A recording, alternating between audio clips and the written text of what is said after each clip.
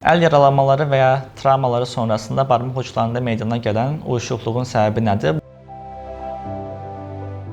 Bunun səbəbi çox vaxtı sinir xəsarətinə bağlıdır və bunun üçün də mümkün olduğu qədər qısa bir müddətdə sinir bərpası əməliyyatı həyata keçirilməlidir.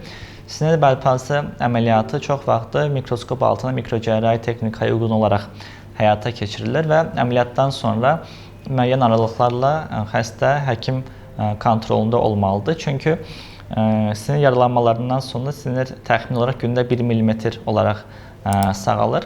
Əgər vaxtında sinir sağalması meydana gəlmirsə, bunun altında yatan başqa səbəblər araşdırılmalıdır. Buna görə mütləq əl əməliyyatı sonrası xəstələrimiz əl cərrahi kontrolu altında olmalıdırlar.